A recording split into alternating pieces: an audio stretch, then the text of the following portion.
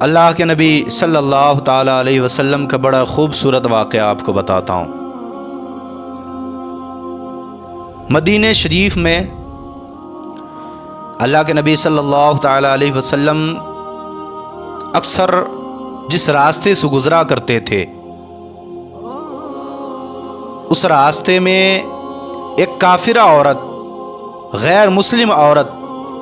اللہ کے نبی صلی اللہ تعالیٰ علیہ وسلم کے اس راستے میں جہاں سے آپ اکثر گزرا کرتے تھے، اس راستے میں کبھی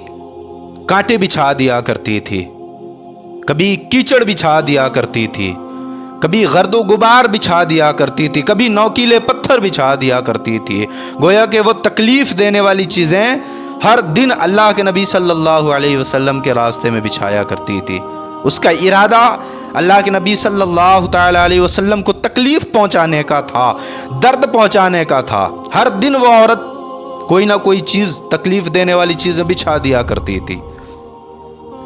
یہ سلسلہ چلتا رہا، کچھ دن تک کہ یہ سلسلہ چلا۔ ایک دن اللہ کے نبی صلی اللہ تعالیٰ علیہ وسلم اپنے صحابہ اکرام کے ساتھ، اپنے جانثاروں کے ساتھ اس راستے سے گزر رہے تھے، تو آپ نے دیکھا کہ راستہ پورا صاف ہے، پورا راستہ صاف ہے، نہ راستے میں کوئی کانٹے ہے، نہ نوکیلے پتھر ہے، نہ کیچڑ ہے، نہ گرد و غبار ہے، پورا راستہ صاف ہے، اور وہ عورت بھی نظر نہیں آ رہی تھی۔ اللہ کے نبی صلی اللہ تعالیٰ علیہ وسلم نے اپنے صحابہ اکرام سے فرمایا، اے میرے جانثارو، ذرا پتہ لگاؤ وہ عورت کہاں ہے،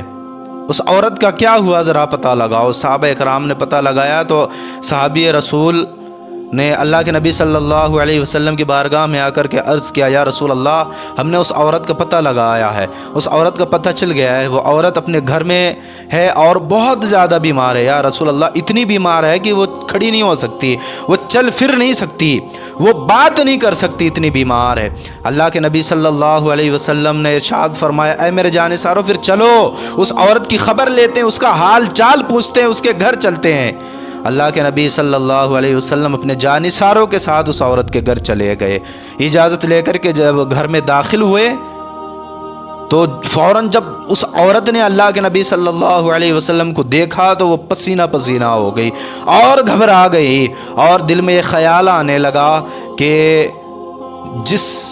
طرح سے میں نے انہیں تکلیف دیا ہے، جس طرح سے میں نے ان کے راستے میں کانٹے پتھر، جس طرح سے نوکیلی چیزیں بچھائی تھی، تکلیف دینے والی چیزیں بچھائی تھی، شاید یہ آج اس کا بدلہ لینے کے لیے آئے ہیں اور آج یہ مجھے ماریں گے۔ گھبرا گئی، پریشان ہو گئی، پسینہ پسینہ ہو گئی۔ اللہ کے نبی صلی اللہ علیہ وسلم جب اس عورت کے پاس جا کر کے بیٹھے تو فرمایا، اے اللہ کی بندی، تم گھبراؤ مت، تم گھبراؤ مت، میں تم سے بدلہ لینے کے لیے نہیں آیا ہوں، تم سے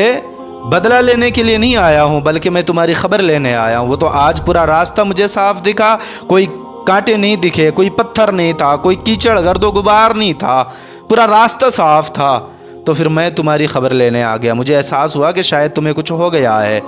تو تمہاری خبر لینے آ گیا۔ اللہ کے نبی صلی اللہ تعالیٰ علیہ وسلم نے اس عورت کے سر پر اپنا مبارک ہاتھ رکھا، تو جیسے ہی اللہ کے نبی صلی اللہ علیہ وسلم نے اس عورت کے سر پہ ہاتھ رکھا تو بتایا جاتا ہے کہ وہ عورت فوراً اس طرح سے کھڑی ہوئی تعظیم کے لیے کہ جیسے کوئی پہلوان کھڑا ہوتا ہے۔ اتنی طاقت اس کے اندر آ گئی، اتنی قوت اس کے اندر آ گئی کہ فوراً وہ ادب احترام کے لیے کھڑی ہو گئی اور عرض کرنے لگی، یا رسول اللہ، جب آپ غیروں کی اتنی فکر کرتے ہیں، جب غیروں سے اتنی محبت کرتے ہیں تو پھر اپنوں سے کتنی محبت نہیں کرتے ہوں گے۔ وہ عورت نے فوراً اللہ کے نبی صلی اللہ علیہ وسلم سے عرض کیا، آپ کی بارگاہ میں عرض کیا، یا رسول اللہ، مجھے سب سے پہلے آپ کلمہ پڑھائیں اور مذہب اسلام میں داخل کر لیں۔ سبحان اللہ، وہ عورت بھی مذہب اسلام میں کلمہ پڑھ کر کے داخل ہو گئی اور مسلمان ہو گئی۔ یہ محبت کا انداز ہے اللہ کے نبی صلی اللہ علیہ وسلم کا۔ اپنے تو اپنے، غیروں سے بھی نفرت نہیں کیا آپ نے کبھی۔ یہی تو محبت کی زندگی، 63 سال کی زندگی ہمیں سبق دیتی ہے، پوری دنیا کو سبق دیتی ہے کہ تمہارے پاس جو اخلاق ہے وہ لوگوں کے ساتھ استعمال کرو، تمہارے پاس جو محبت ہے وہ لوگوں کے ساتھ بانٹو، حسن سلوک کے ساتھ لوگوں کے ساتھ پیش آؤ، ایک دوسرے سے محبت کرو، کسی سے نفرت نہ کرو۔ یہی پیغام اللہ کے نبی صلی اللہ علیہ وسلم نے ساری دنیا کو دیا ہے۔